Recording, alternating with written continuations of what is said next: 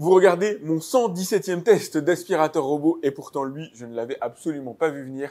Bienvenue sur AliExpress pour le test du SwitchBot K10 Plus. Je crois que c'est le plan le plus parlant imaginable. Le concept du SwitchBot K10 Plus, c'est d'obtenir l'encombrement minimum. 25 cm de diamètre contre 36 cm de diamètre pour un aspirateur robot classique. Et sa petite taille ne l'amoindrit pas technologiquement puisqu'il est équipé d'un télémètre laser qui lui permettra de comprendre son environnement, de se repérer dans l'espace et de cartographier votre maison ou appartement. L'idée sous-jacente est donc d'être aussi efficace que la concurrence puisqu'on va retrouver les mêmes technologies à l'intérieur. Vous avez des détecteurs de vide à ce niveau-là, vous avez une brossette rotative qui va rapatrier les saletés directement vers la bouche d'aspiration, qui dispose de réglettes caoutchoutées et ici de poils souples pour venir aspirer sur les carrelages, sur les parquets, mais aussi récurer les tapis. À la différence près que le SwitchBot, du fait de sa plus petite largeur de brosse, va effectuer plus de passages. La véritable différence par rapport à un autre aspirateur robot dans la même gamme de prix, c'est donc l'encombrement. L'ensemble fait seulement 26 cm de large, 32 cm de hauteur et 36 cm de profondeur. Et j'y vois deux avantages majeurs. Lorsqu'on habite en appartement, le nerf de la guerre, c'est l'espace.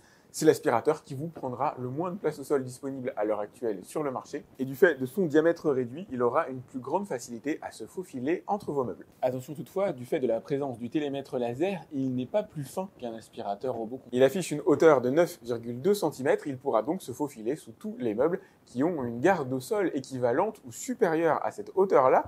J'en viens même à me demander pourquoi ils n'ont pas sorti une version tout simplement K10 sans la base de déchargement que vous avez ici, qui permettrait finalement d'avoir l'encombrement minimum et de stocker l'aspirateur sous un meuble relié à une prise électrique, permettant de le rendre totalement invisible à l'intérieur d'une maison ou d'un appartement. Le parti pris de SwitchBot est de vivre avec son temps, c'est pour ça qu'ils ont prévu un collecteur de poussière externe. La présence d'un sac recyclable de 4 litres à l'intérieur du collecteur de poussière le rendant véritablement autonome. Plutôt ingénieux en matière de rangement, vous aurez remarqué sur le couvercle la présence du système qui va lui permettre de laver les sols. Sa fixation est assez classique, vous allez venir le clipser en dessous du robot et lui greffer une des serpillières qui sont fournies à l'intérieur du package. Alors c'est des serpillières pré-humidifiées. Vous allez les installer directement sur le support en plastique. Alors c'est pas particulièrement pratique comme manipulation à réaliser malheureusement. Et voilà ce que ça doit donner in fine. Il n'y a pas de réservoir d'eau contenu à l'intérieur de l'aspirateur. C'est la pré-humidification qui est réalisée sur la serpillière qui permettra d'assainir les sols. Vous l'aurez compris sur mon aide, j'imagine, la partie lavage de sol m'apparaît comme étant des plus symboliques par rapport à la fonction principale qui est l'aspiration. C'est parti pour le test. Allez, c'est parti pour le test. On va regarder dans cette première phase de quelle manière il se déplace, il se repère à l'intérieur de ma maison, de quelle manière il évite les obstacles et après on ira faire un tour par la partie cartographie. Alors, il est important de noter qu'on n'a pas de détecteur d'obstacles à proprement parler à l'intérieur de l'aspirateur robot. Le télémètre laser que vous avez sur le dessus sera en mesure de voir les objets de plus de 10 cm de haut, mais pas les autres. Regardez par exemple, si je mets face à lui cette petite statuette, alors je ne sais pas si c'est un Lego ou autre chose à mon fils, il sera bel et bien en mesure de la voir et de l'esquiver. Par contre, la ceinture de judo, qui elle fait moins de 5 cm de haut, il ne peut pas la voir. Cela signifie donc qu'il doit évoluer de préférence dans une maison rangée et là il trouvera parfaitement sa place, il trouvera parfaitement son chemin. Regardez-le évoluer alors par rapport aux différents angles de ma maison. On va regarder de quelle manière il longe les plinthes.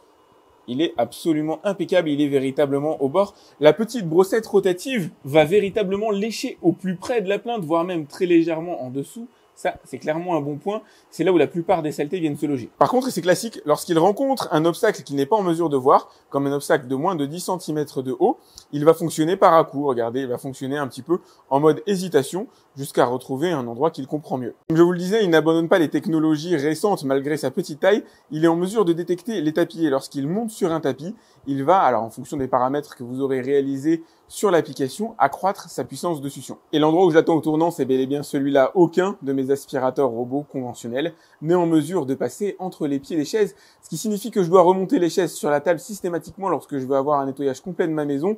Seul le SwitchBot sera en mesure de passer entre eux et d'aller déloger les saletés là où elles se logent réellement, c'est-à-dire là où mes enfants prennent le petit déjeuner le matin. Et regardez, il a une certaine capacité à détecter les obstacles verticaux. Alors il y va beaucoup au contact, vous en apercevrez au fur et à mesure de votre utilisation. Il met parfois un peu de temps avant de trouver son chemin, mais il finit toujours par se repérer dans l'espace et trouver une voie de sortie et surtout les endroits intéressants à nettoyer. Et c'est là son caractère le plus intéressant, il va véritablement partout, il ira là où les autres ne peuvent pas aller, si ce n'est que vous devez avoir une garde au sol au niveau de vos meubles supérieur à 9,2 cm. Et c'est vraiment génial de le voir se déplacer parce que ça, c'est des zones qui sont, je le répète, totalement inaccessibles à mes autres aspirateurs robots.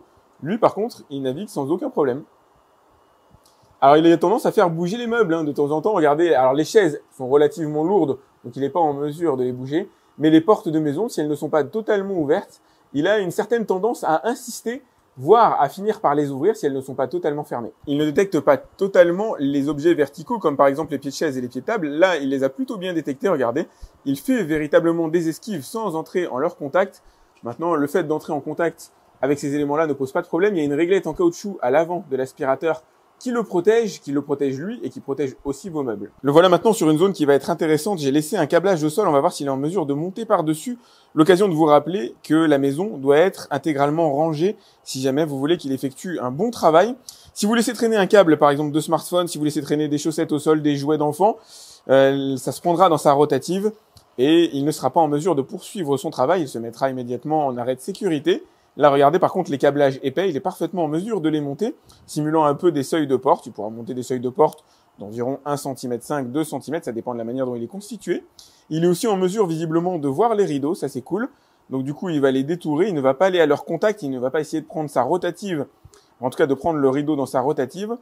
Il va tout simplement les contourner, en tout cas partiellement. Il est quand même préconisé de ne pas laisser traîner les rideaux largement sur le sol. Si vous avez des rideaux comme moi qui sont véritablement à fleur de sol, c'est parfait. Mais si jamais ils sont allongés sur le sol, en tout cas ils débordent, il vaut mieux dans ce cas-là les replier. Une fois le nettoyage des plinthes et bordures réalisé, il va s'attaquer à la partie centrale en effectuant des va-et-vient de long en large des différentes pièces que vous lui aurez demandé de nettoyer, une méthodologie tout à fait classique. Exactement comme sur les autres aspirateurs robots, vous allez pouvoir le voir nettoyer en live. Admettons que vous soyez à votre bureau en extérieur ou tout simplement à la maison. Vous pouvez savoir ce que l'aspirateur est en train d'effectuer comme tâche à un instant précis. Vous pouvez même lancer d'ailleurs le nettoyage à distance. Là, vous pouvez voir qu'il est dans la zone canapé au niveau du salon en train de nettoyer les bordures. En bout de course, une fois son nettoyage, le nettoyage de la maison ou de la pièce que vous lui avez demandé terminé, il retournera automatiquement se charger à sa base. Donc ça, il le fait sans aucun problème. Il a de bonnes capacités de repérage dans l'espace. Vous allez voir comment se déroule la séquence. Et là, il a lancé sa séquence de vidange du bac à poussière. Alors, ça fait un peu de bruit, mais ça va durer 10-15 secondes à tout casser. D'un point de vue technologique, il n'a rien à envier au grand dans sa catégorie, je précise, les très haut de gamme ayant comme capacité supplémentaire de pouvoir détecter les câbles, les objets relativement fins, alors peut-être pas jusqu'au Lego, mais les chaussettes, les câbles de smartphone traînant au sol. Là, on est plutôt dans une sphère d'aspirateur coûtant assez cher. Lui étant en mesure de parfaitement se repérer dans l'espace, d'aller nettoyer l'ensemble des pièces de votre maison, de se faufiler dans des zones où les autres aspirateurs ne peuvent pas se faufiler. Ça va être là ses principales caractéristiques, son principal atout. Par contre, il va mettre plus de temps à nettoyer ces différentes pièces que peut le faire un aspirateur du fait de son empattement réduit forcément. Il va devoir effectuer plus de va-et-vient à l'intérieur des différentes pièces que vous allez lui demander de nettoyer, ce qui n'est pas un problème à partir du moment où vous lui faites nettoyer votre maison en votre absence. Si jamais vous êtes là, vous aurez un petit peu plus de temps en sa compagnie et en fonction du bruit qu'il peut émettre, qui reste raisonnable. Vous allez pouvoir le moduler via l'application, je vous montrerai ça dans un instant. Il est vraiment top en matière de repérage dans l'espace. Franchement, il est nickel. Et voilà la cartographie que l'aspirateur a réalisée de ma maison. Elle a de quoi faire pâlir d'envie bon nombre d'aspirateurs robots. Elle est extrêmement précise. Regardez mon salon, par exemple. Vous avez là le canapé d'angle qui est parfaitement défini. L'îlot central à l'intérieur de ma cuisine. Bon, ici, vous avez la zone entrée, toilette, avec laquelle je ne vais pas laisser accès. Là, vous pouvez voir les pieds de chaise autour desquels il a effectué des cercles pour bien les nettoyer. Vous pouvez donc voir le parcours qu'il a réalisé à l'intérieur de la maison. Et la segmentation, la pré-segmentation, qui est franchement impeccable aussi par rapport à d'autres aspirateurs qui balbutient à l'idée d'aller segmenter les pièces. Ici, c'en est quand même très très bien sorti. Vous avez les chambres, salle de bain, les pièces, etc. Là, vous avez une autre salle de bain attenante à la chambre qu'il a séparée d'ailleurs. Il la considère comme étant une pièce tiers.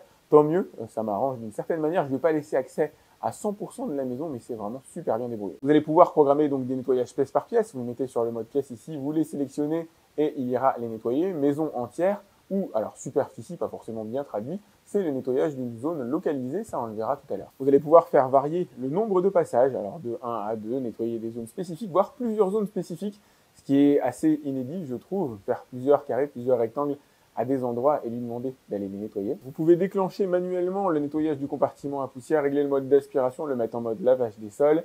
Ici, le démarrer, le renvoyer à sa base de chargement, définir la puissance d'aspiration. Moi, je l'ai mis en standard pendant le test que vous avez vu, histoire de pouvoir parler et de pouvoir nous entendre ensemble.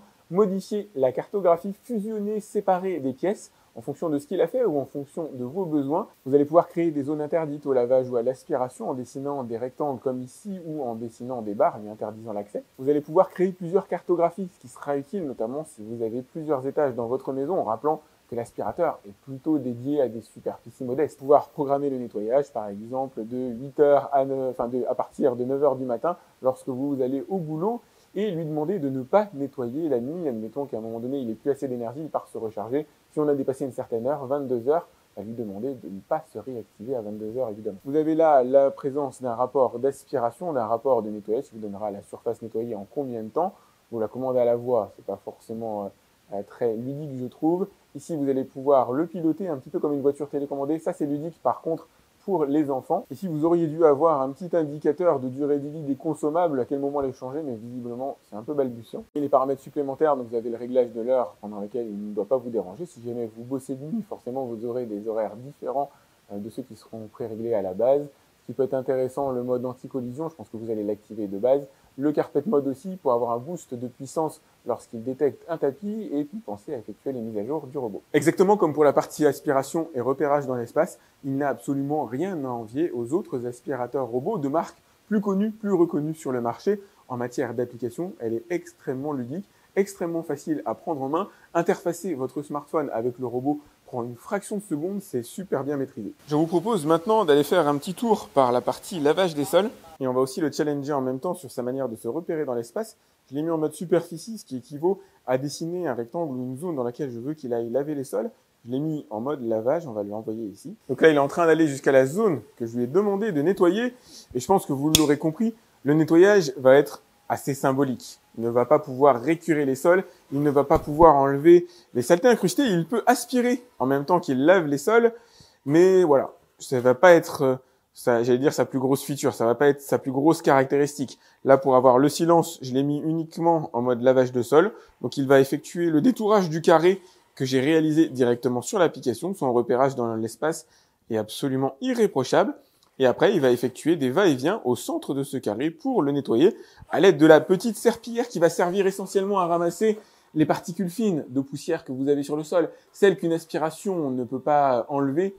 Elle va enlever, voilà, grosso modo ces petits dépôts-là, mais en aucun cas ça ne va remplacer un lavage à la main, en aucun cas ça va remplacer un lavage à la serpillière. C'est tout au plus un léger complément, mais je serais assez étonné que vous l'utilisiez fréquemment. C'est parti pour le test le plus difficile qu'il va devoir affronter au cours de cette vidéo et probablement dans sa vie, les 50 grammes de saleté à ramasser sur tapis et sur sol dur. Et oui, j'ai été obligé d'adapter mon test tout simplement parce que le réservoir à poussière n'est pas en mesure de contenir 100 grammes de saleté comme d'habitude. Que les aficionados de ma chaîne soient rassurés, si j'ai divisé par 2 le volume de saleté, j'ai aussi divisé par 2 la surface à nettoyer. Il aura donc exactement le même niveau de difficulté que les aspirateurs concurrents, juste sur un volume différent et on retrouvera exactement les mêmes saletés. Vous avez des poussières, du sel, du sucre, du bois, il y a du verre qui traîne, il y a du carton, il y a du plastique, il y a un petit peu tout ce qu'on pourrait trouver éventuellement sur le sol d'une maison, les mêmes saletés que pour tous les aspirateurs robots que je teste. Comme toujours, il s'agira d'un test qui sera réalisé en puissance maximale de succion et qui sera chronométré. Ah, il s'est arrêté de nettoyer et je sais pas pourquoi. Ah, il ne veut pas nettoyer tant que j'ai pas réalisé une nouvelle carte puisqu'il s'agit d'un environnement qu'il ne connaît pas. Ça y est, j'ai compris. Il ne veut pas effectuer une carte sur un aussi petit périmètre. Il considère que 2 mètres carrés, c'est pas forcément une maison, ma foi. Je vais pas lui donner tort.